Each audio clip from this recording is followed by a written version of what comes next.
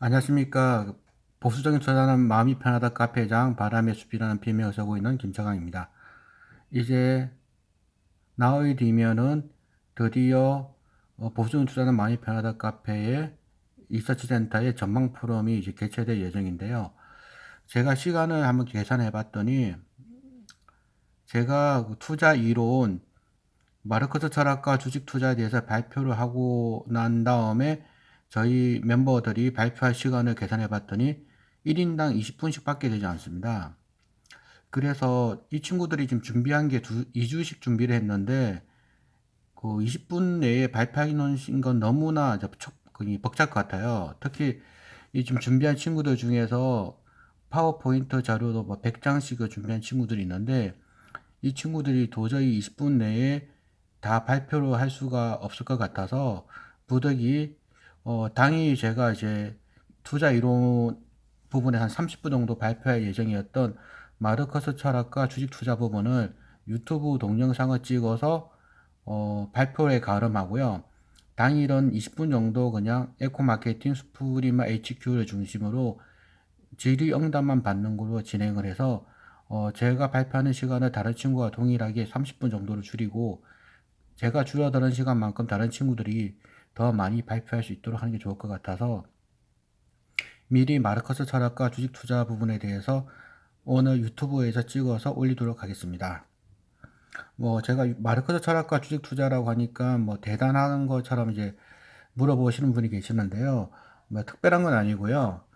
제가 지난번에 그 키움 정권에서 이제 강의를 한 적이 있었어요. 이게 제가 카페에 이렇게 쭉 올려놨는데 여기 보시면은 키움 정권 강의 동영상 및 발표 자료라는 부분이 있습니다.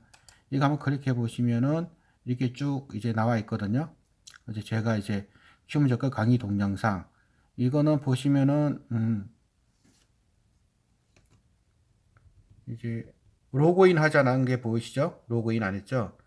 로그인 하지 않아도 저희 카페에 뭐 거의 대부분의 글은 다 볼 수가 있습니다. 그러니까 카페 회원으로 뭐 구태여 가입하실 필요도 없고 가입한다고 뭐 카페 회원들 간에 등급도 없고요. 뭐 볼 수 있는 거, 볼 수 없는 거는 그런 거 전혀 없습니다. 그냥 로그인 하지 않고도 다 볼 수 있으니까 막 구태여 카페 가입하시지 않으셔도 되고요.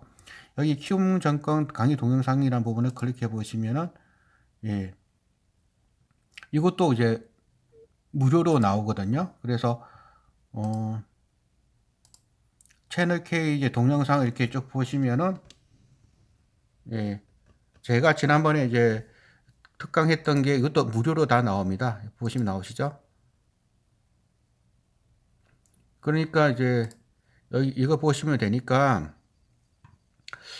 이거를 보시면 되고 이제 제가 이제 말씀드리는 거는 이때 강의를 제가 슬라이드를 많이 준비했는데 이때 보시면은 제가 준비한 슬라이드가 52장인가 뭐 50 몇 장이 됩니다. 그 중에서 7장밖에 못 했는데 이제 나머지 부분을 제가 마르커스 철학과 주식 투자라는 부분으로 제가 그 이번 주 토요일 날 설명을 드리려고 했는데 그냥 이 부분은 지금처럼 유튜브로 대체를 해서 이제 설명을 드리겠습니다. 그게 뭐 직접적으로 주식 투자와 완벽하게 관계 있는 부분도 아니고 해서 이렇게 유튜브로 찍어서 미리 공부하셔도 뭐 시간 절약하는데 이제 많이 도움이 되지 않을까 싶습니다. 그래서 이제부터 본격적으로 지난번에 이제 말씀드렸던 이유 부분에 대해서 제가 좀 말씀을 드리려고 합니다. 먼저 이제 지난번에 말씀드렸던 부분이 이제 여기까지 말씀드렸거든요. 이 앞부분 얘기하다가 이제 끝나버렸어요. 그 자세한 부분은 이제 그 지난번 키움 정권 동영상 무료로 올라가 있으니까 그거 보시면 되고요. 이제부터 좀 설명을 드리려고 그러는데, 음, 그때 부분과 약간 중복이 될 것 같습니다. 그때 제가 말씀드렸던 부분 중 일부 부분에 대해서 이제 말씀을 드리고 이제 이야기를 좀 드리겠습니다. 그때 제가 말씀드렸던 부분이 이제 꽃을 이렇게 보여드렸어요. 이제 꽃. 그 고향 꽃박람회에 가서 내가 찍은 사진인데요. 쭉 보시면은 꽃에 이제 벌이 앉아 있는 게 보이시죠? 예. 우리 와이프가 찍은 사진입니다. 꽃에 벌이 앉아서 이제 꿀을 따고 있습니다. 이 부분은 갖고 이제 시작을 하겠습니다. 꽃에 벌이 앉아서 꿀을 따고 있습니다. 벌이 꿀을 모아서 판매를 한다면은 이 꿀은 꽃의 것인가요? 벌의 것인가요? 라는 물음에서 시작됩니다. 한번 잠깐 생각해 보세요. 벌이 꽃에서 꿀을 땄다면은 이 꿀은 벌의 것인가요? 꿀의 것인가요? 여기서 이제 마르크스의 잉여 가치론이라는 게 나옵니다. 꽃은 불변 자본입니다. 꽃 자체가 꽃 자체로부터 꿀은 유래가 하였지만 꽃에 묻어 있는 꿀을 사람이 먹을 수가 없습니다. 그죠? 이거 이제 불변 자본 C라고 보고요. 벌은 그 꽃에 가서 꿀을 땄습니다. 이건 가변 자본 V라고 하고요. 여기서 잉여 가치가 창출되는데 잉여 가치 M, 그 자본주의 사회에서는 잉여 가치를 부가가치라고 하죠. 부가가치가 이제 창출이 되는데 가만 생각해 보면은 이 부가가치의 권한은 꽃인가 벌인가를 본다면은 벌의 노동에 의해서 꿀이 모아졌기 때문에 상품화될 수 있었다는 겁니다.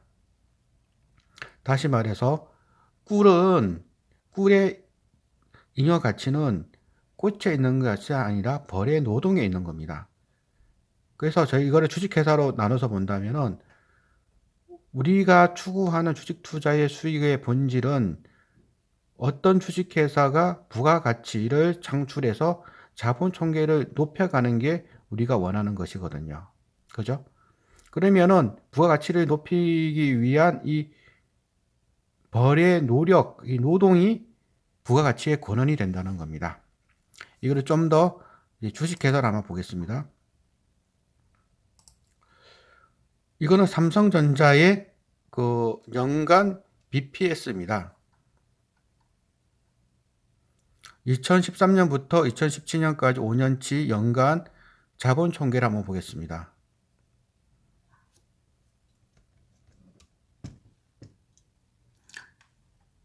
(2013년도) 주당 당기순이익은 19,000원이었습니다. 그런데 5년 뒤에는 3만원으로 늘어났어요. 똑같은 PBR 배수가 적용된다면은 주가는 올라가야 마땅하다는 겁니다. 그러면은 이 올라간 이 주가 수익은 결국 BPS 증가 부분 곱하기 PBR 배수가 되는 건데, 같은 PBR 배수가 된다고 하더라도 BPS가 증가한다면 증가한 목만큼을 우리는 투자 수익을 얻을 수가 있는 겁니다. 그러면 이 투자 수익의 권한은 어디에 있는지를 우리는 생각해 보자는 겁니다. 최근에도 이제 읽었던 책 중에서 채권쟁이 서준식의 다시 써난 주식 투자 교과서라는 책이 있는데요. 여기서 가장 중요하다고 얘기하고 있는 게 ROE입니다. ROE 22%, 15%. 꾸준한 ROE가 발생 가능한가라고 이제 이 책에서 설명하고 있는데, ROE가 높은 이제 종목이 좋은 종목이라는 거죠. 자기 자본 수익률. 그러면은 제가 주목하는 바는 자기 자본 수익률 ROE의 근원은 무엇이며 BPS가 증가할 수 있는 그 근원은 무엇인가 라는 의문에 대해서 말씀을 드리겠다는 겁니다. 다시 이제 들어가겠습니다. 그러면은 여기서 저희는 이제 살펴본 거는 잉여가치, 부가가치의 권한은 벌의 노동이라고 하였습니다. 벌의 노동은 어떻게 될 것인가? 예컨대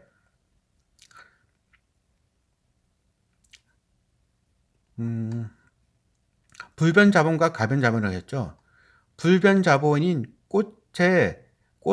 꽃밭을 빌리는데 60만 원에 들었고, 가변 자본에 60만 원이 들었다고 가정해 봅시다. 그래서 꿀을 120만 원을 판매했다고 가정했을 때, 이 부가가치, 불변 자본 60만 원과 가변 자본 60만 원이 들어갔는데, 이 가변 자본에서 이 꿀을 판매해서 20만 원 남겼다면 이 20만 원은 어디서 나왔는지를 이제 보는 거죠. 이 20만 원이 결국 불변 자본이 아닌 가변 자본에 있어서 노동자인 벌이 창출한 금액에서 20만 원의 부가가치가 창출되었다는 겁니다. 여기서 자기 자본 수익률 ROE를 계산한다면은 결국 ROE 20%, 부가가치 20%, 20만 원이 나오게 된 거는 불변 자본 60만 원과 가변 자본 40만 원의 합계에서 20만 원이 나온 거죠. 그러니까 60만 원 더하기 40만 원에서 20만 원이니까 ROE는 20%입니다. 이거는 누구나 다 알 수 있는 부분이죠. 그런데 이거를 자본가 입장 아니라 노동자 입장에서 보자는 겁니다.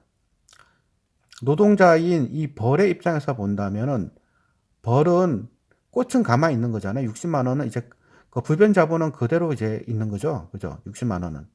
60만 원 고정된 상태에서 벌이 열심히 꿀을 따면은 그 꿀을 더 많이 따면 딸수록 부가가치, 잉여 가치는 증가한다는 겁니다. 여기서 벌의 입장에서 본다면은 60만 원짜리 꽃밭에서 120만 원을 그 매출을 발생해왔는데 이 벌이 받는 돈은 40만 원밖에 안 된다는 겁니다. 이 40만 원을 받아서 이제 그 꿀벌을 생산하고 이 20만 원은 그 자본가인 경영주 그리고 경영주를 지분을 나눠 가진 주식 투자자들이 가져가는 건데 그러면은 이 노동자인 벌이 생산한 거는 40만 원을 받아서 20만 원치를 생산했으니까 노동 생산성이라고도 볼 수 있고요. 이거를 이제 막스 그 철학에서는 이제 착취율이라고 합니다. 그리고 잉여 가치율이라고 하는데 이거는 50%입니다. 이거 40%는 오타고요. 50%가 되겠죠. 40만 원에서 20만 원을 만들고 50%.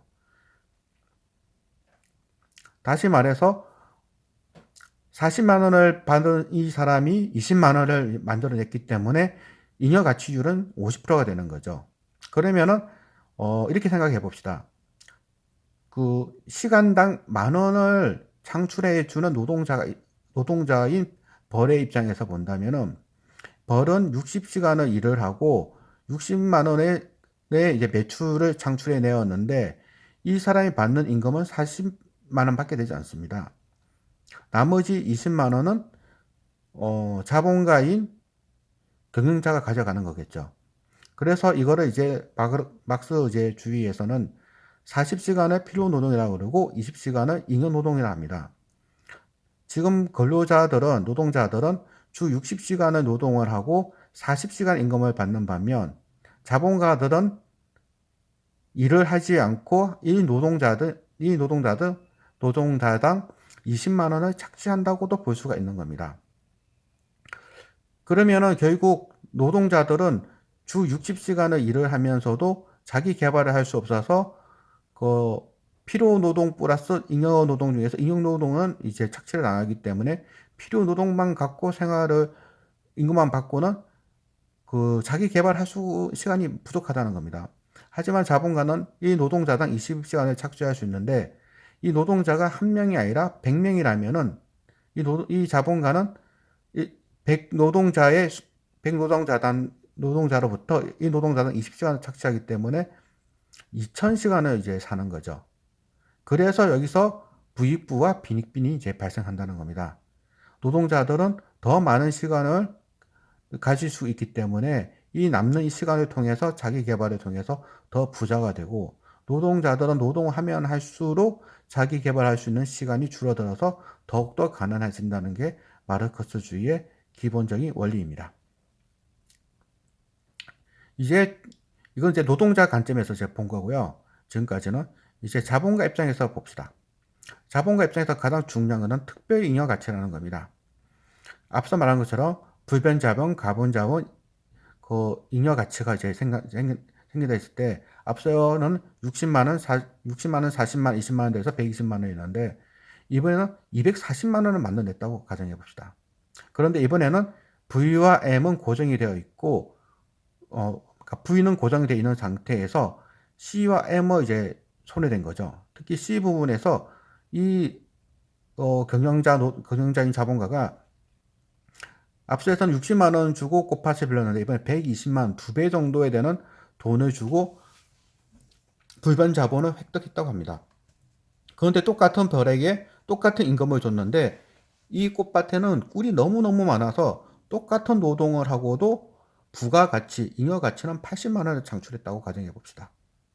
그러면 이 80만 원의 가치를 자기 자본 이익률, 이익률로 한번 계산해 보면은 지금 불변 자본에 120만 들어갔죠. 그리고 가변 자본에 노동자 임금에 40만이 들어갔죠. 총 160만 원을 가지고 80만 원의 잉여 가치를 창출했기 때문에 잉여 가치 자기 자본 수익률은 50%가 됩니다. 그런데 이걸 노동자 입장에서 보자는 거죠. 노동자 입장에서는 똑같은 40만 원을 가지고 40만 원을 받고 80만 원을 창출했기 때문에 노동 생산성, 착취율, 잉여 가치율 다 같은 말이죠. 200%가 되었다는 겁니다. 그럼 200%처럼 이렇게 높은 노동 생산성이 향상된 이 돈은 누가 갖고 가냐는 겁니다. 바로 자본가만 가지고 간다는 겁니다. 따라서 우리 투자자들은 자본가 편에 서는지 노동자 편에 서는지에 따라서 앞으로 시간이 가면 갈수록 부유해질 것인지 가난해질 것인지에 대해서 아주 큰 차이가 난다는 겁니다. 그래서 제가 자주 강조하는 부분은 우리 노동자, 우리도 다 직장 다니지 않습니까? 이 노동자들이 이제 자본주의 사회에서 부자가 되기 위해서는 노동만 가지고는 절대로 부자가 될 수 없다는 겁니다. 왜냐하면 이런 논리이기 때문입니다. 그래서 더욱더욱 회사 일을 열심히 하면 할수록 더욱 가난해진다는 역설이 생기는 거죠. 왜냐하면은 우리가 열심히 일을 한다고 임금이 크게 증가하지는 않습니다. 하지만 우리가 노동자들 열심히 일을 해서 많은 잉여 가치를 창출해내면은 그 몫은 노동자가 가져가기보다는 자본가들이 가져갑니다. 그 자본가들한테 돈을 대준 주주들이 돈을 가져가는 거죠. 따라서 순수한 잉여 가치론에 의하면은 노동자들은 더욱 가난해질 수밖에 없고 자본가들은 더욱 부자가 될 수밖에 없다는 것이 잉여 가치론의 핵심적인 주제입니다. 따라서 결국 자본주의는 저희는 이런 모순에 의하여 붕괴될 수밖에 없다라고 보는 게 그 마르크스의 잉여 가치론입니다. 하지만 지난 150여 년간의 실험을 통해서 이것은 틀렸다는 게 증명되었죠. 그래서 제가 말씀드리는 거는 왜 망한 이론을 가지고 얘기하냐라고 얘기할 수도 있을 것 같은데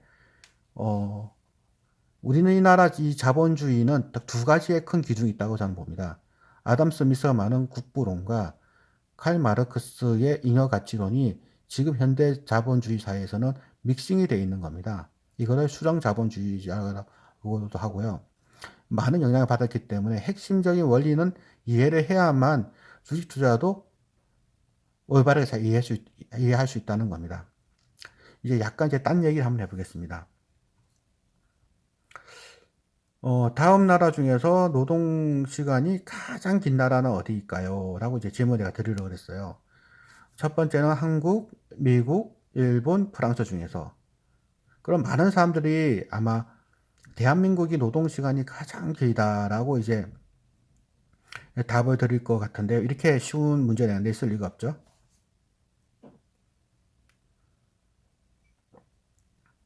노동 시간이라고 그랬습니다. 노동 시간. 여기서의 함정은 노동 시간에 있습니다. 예를 들어 볼까요? 제가 집에서 와이프가 마트에 간다고 차를 가지고 마트까지 왔다 갔다 하면은 이건 노동인가요? 노동이 아닌가요? 노동이 아니라고 생각합니다, 다들. 그런데 반대로 제가 대리 기사여 가지고 똑같은 거리를 돈을 받고 왔다 갔다 하면은 이건 노동인가요? 노동이 아닌가요? 이거는 노동이라고 합니다. 우리 와이프가 저한테 밥을 차려줍니다. 이건 노동인가요? 노동이 아닌가요? 노동이 아니라고 생각합니다. 반대로 우리 와이프가 아르바이트로 주말에 똑같은 밥을 돈을 받고 차려줍니다. 다른 사람들한테. 이건 노동인가요? 노동이 아닌가요? 임금을 받는 노동과 임금을 받지 않는 노동이 있습니다. 그런데 많은 자본주의를 정확하게 이해하지 못하는 분들은 돈을 받고 노동하는 것만 노동이고 돈을 받지 않고 하는 노동은 노동이 아니라고 생각합니다. 그렇다 보니 대한민국은 가장 많은 노동 시간을 가지고 있다고 생각하지만 천만의 말씀입니다. 한국은 돈을 받고 하는 노동이 가장 긴 거고 돈을 받지 않고 하는 노동이 가장 짧은 나라입니다. 가까운 미국 같은 경우에 한번 제가 놀러 가봤더니 미국에는 대부분 이제 정원들이 많이 있습니다. 그 정원에서 이제 잔디가 있는데 이 잔디를 1주일, 2주일 깎지 않으면 과태료가 나온답니다. 그래서 미국에서는 잔디 깎는 노동을 다들 합니다. 과태료 내지 않기 위해서. 그렇다면 다시 생각해 보겠습니다. 우리나라 사람들 중에서 잔디 깎는다고 노동하는 분들이 있나요? 대부분 아파트에 살기 때문에 그런 노동 시간이 없습니다. 미국에서 애들 키우기 위해서는 라이딩이라고 해서 애들을 학교까지 데려다주고 데리고 와야 됩니다. 그 시간이 2시간씩 걸린답니다. 우리나라 지금 이 동영상을 보시는 분들 중에서 애들 차를 태워서 학교까지 데리고 가는 분들이 얼마나 됩니까? 그 시간이. 다시 말해서 돈을 받는 시간은 많이 들지만 돈을 받지 않는 시간은 우리나라가 매우 효율적이라는 겁니다. 그래서 제가 자료 하나 갖고 왔습니다. 대한민국 미혼을 한번 볼까요? 미혼 중에서 가사노동을 하는데 들어가는 시간이 1분입니다. 남자 같은 경우는. 여자는 3분이고요. 하루에. 이렇게까지 우리는 돈을 안 받는 노동에서는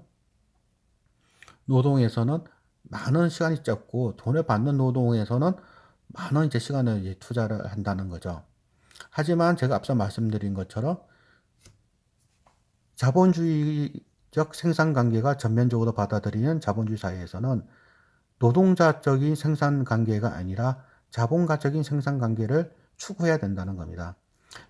여기까지 제가 정리를 하면은 마르크스의 잉여가치론을 우리가 공부해야 될 첫 번째 이유는 ROE는 어디서 나왔는지를 정확하게 이해해야 된다는 거고요.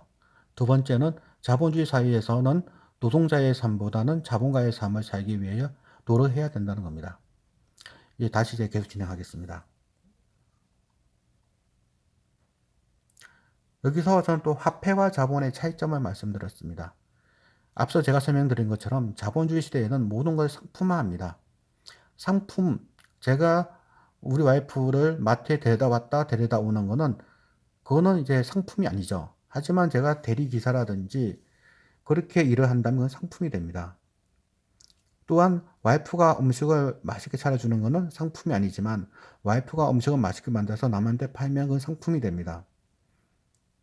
그래서 여기서 소외라는 현상이 나타납니다. 소외라는 것은 무엇이냐면은 상품으로부터의 소외입니다. 제가 와이프를 마트까지 데려다 갔다 온다든지 작년 같은 데는 눈이 많이 내린 적이 있었거든요. 퇴근을 못하고 있어서 제가 직장까지 가서 와이프를 데려왔습니다. 근데 매우 고마워하더라고요. 그래서 상품에서 왜 소외가 생기냐면은 내가 생산한 노동을 나와 관계 있는 분이 소비를 하면은 고마워하는데 똑같은 거를 우리가 돈을 주고 사오면은 뭐 고마운 줄 모른다는 겁니다. 똑같이 마트에서 우리 와이프가 음식을 사서 집으로 올 때 택시를 타고 온다면은 택시 기사한테 고마워하냐는 겁니다. 하지만 제가 데려다 주면은 고마워하죠. 마찬가지로 와이프가 맛있는 반찬과 밥을 저한테 해준다면은 저는 고마워할 겁니다. 하지만 제가 동네 가게에서 사서 먹었다면은 고마워할까요? 그렇지 않겠죠. 이게 자본주의의 무신장이라고 하는 겁니다. 자본주의는 상품 생산 관계로부터의 소외가 심화돼서 많은 상품으로 인해서 풍족한 삶을 살지만 만족도는 떨어지는 겁니다. 풍요로운 시대에 살면서도 그 자살률이 높아지는 이런 이제 소외 현상이 이제 심화되는 거죠. 여기에 대해서 마르크스의 잉여가치론은 많은 이제 대안을 제시한다는 겁니다. 여기서 이제 상품화라고 말씀드렸는데 여기서 다음은 이제 화폐입니다. 화폐는 인간의 노동으로 만들어진 상품을 표현하는 수단입니다. 제가 와이프를 마트로 데려다 갔다 오는 노동을 상품으로 만들었다면 이 상품은 인간의 노동을 인간 노동으로 만들어진 상품을 교환하는 수단이 화폐라는 겁니다. 그래서 화폐가 무엇인지에 대해서도 이제 정확한 이해가 필요하다는 겁니다. 그 다음으로 화폐와 자본을 잘 구분해야 된다는 겁니다. 이 부분은 제가 다른 이제 뭐 팟캐스트 때도 말씀을 드렸던 부분인데, 화폐라는 거는 교환의 수단에 불과한 거고, 자본이라는 거는 생산성이 있는 화폐를 말하는 겁니다. 어떤 할머니가 1억을 벌어서 예금을 해 놓는다면은 그 예금은 화폐입니다. 생산력이 없는 겁니다. 하지만 여기 이 동영상을 듣는 어떤 분이 단돈 100만 원을 주식 투자에 써서 그 주식이 삼성전자였고, 이게 5년 동안 BPS가 만 원이 증가했다면은 그 증가 분만큼은 생산성이 발생한 거죠. 이거는 자본입니다. 돈의 크기가 중요하다는 게 아니라는 겁니다. 100만 원이 있어도 그거는 자본이 될 수도 있고, 1억이 있어도 그게 자본이 아닐 수도 있다는 겁니다. 그래서 저는 이제 오늘 이 자리에서 이제 제가 토요일날 이제 발표하려고 했던 거니까 이 자리로 가겠습니다. 이 자리에서 말씀드리고 싶었던 부분은, 여러분이 갖고 있는 돈의 크기가 중요하지 않다는 겁니다. 100만 원이든 200만 원이든 그거를 자본화해야 된답니다. 자본화를 빨리 하지 않는다면은 자본주의 시대에서는 점점 가난해질 수밖에 없거든요. 반대로 많은 돈을 벌었다 하더라도 그 돈을 그냥 화폐로 만들어 버린다면은 그 사람은 결코 부자가 될 수가 없습니다. 그래서 저희 주위에서 큰 부자가 된 친구들을 보면은 다들 투자를 했습니다. 그 투자가 부동산이 됐던, 주식이 됐던, 채권이 되었던, 인프라 펀드가 되었던, 투자를 하지 않으면 자본주의 사회에서는 결단코 부자가 될 수가 없습니다. 왜냐하면 임금의 속성이라는 것은 앞서 제가 설명드린 것처럼 필요 노동과 잉여 노동에서 어떤 자본가도 필요 노동과 잉여 노동의 가치를 전부 다 주지는 않습니다. 그래서 제가 만난 어떤 한 경영자분께서는, 전문 경영자입니다. 그분 하는 말은, 자기는 회사한테 3억을 벌어줄 각오로 노력했을 때 1억의 임금을 받게 되더라라는 얘기를 했습니다. 어떻게 쉽게 생각하면 간단하죠. 어떤 자본가도 노동자가 노동한 것보다 더 많은 돈을 줄 리는 없죠. 그 노동자를 써서 남는 게 있어야지 그 노동자를 고용해야 할 거 아닙니까? 그리고 다시 말해서 어떠한 노동자가 6만 원어치를 생산하는 사람한테 6만 원만 다 준다면은 자본가는 한 푼도 얻는 게 없잖아요. 자선사업가가 아닌 한 그런 고용은 하지 않을 겁니다. 즉, 앞서 말씀드린 꽃의 벌처럼 벌이 6만 원을 생산했을 때 3만 원을, 60만 원 생산했을 때 40만 원을 임금으로 지급하고 20만 원은 자본가가 가져가야 벌을 노동할 겁니다. 이런 시스템에서 우리는 자본가 편에 서야 된다는 겁니다. 다음으로 자본은 자기 증식을 한다는 겁니다. 돈은 증식을 하지 못합니다. 생산성이 없는 돈을 화폐라고 하고 생산성이 있는 돈을 자본이라고 합니다. 저는 이런 이제 자본론에 대한 이제 공부를 대학 1학년 때 이제 공부를 많이 했었거든요. 자본은 무엇인가? 자본주의는 번창할 것인가? 자기 모순에 빠져서 결국 붕괴하고 말 것인가? 이런 생각을 좀 많이 했었는데, 지난 20년이 흐른 동안 제 생각 중에서 상당히 많은 부분이 틀렸다라는 부분이 입증이 되었죠. 하지만 그 자본론에 있어서의 핵심적인 가치는 여전히 유효하다. 여전히 투자하는 데 큰 도움이 된다는 걸 제가 말씀을 드리겠습니다. 그 다음은 자본의 유통과 화폐의 유통이 있습니다. 상품의 유통이 있습니다. 화폐가 상품이 되고 상품이 다시 화폐가 되었는데, 이때 플러스 알파가 생긴다는 겁니다. 이 플러스 알파가 무엇인가? 바로 잉여 가치라는 거죠.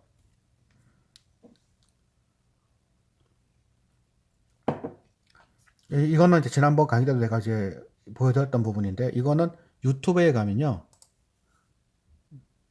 그러니까 칼 막스라고 이제 검색을 하시면은 이런 게 나옵니다. 이게 역사 다큐라고 있거든요. 이거를 보시면은 이제 마르크스에 대한 이제 동영상이 이렇게 쭉 보시면은, 마르크스가 이렇게 미국과 영국 유가증권에 투기를 했고 돈을 벌었고 있고 이거를 가지고 뭐 집도 사고 이사도 했다는 부분이 나와 있습니다. 그러니까 마르크스도 이제 주식 투자를 했던 분이죠. 벌써 30분이 지났네요. 제가 미리 이게 녹화를 하기 매우 잘했다고 생각이 됩니다. 이는 이제 답답한 내용 가지고 뭐 귀한 시간에 다 소비하는 것은 너무나 비효율적이라고 생각되기 때문에 오늘은 이렇게 미리 이제 동영상 강의를 찍고 이제 토요일은 이제 복습만 하는 걸로 하겠습니다. 이걸 생각해 보니까 어떻게 생각해 보니까 이게 꼭 방송통신대학 같습니다. 방송통신대학도 미리 공부를 하고 이제 한 1년에 한 번인가 이제 모여서 평가도 받고 그렇게 하죠. 예. 저도 이제 오늘은 이렇게 동영상 유튜브로 미리 이제 발표를 하고 그날은 질의응답만 받도록 하겠습니다. 이거는 이제 최영미 시인의 시인데 이 시 부분은 이제 한번 좀 읽어보시고요. 여기까지 하고 잠시 쉬었다가 또 시작하겠습니다.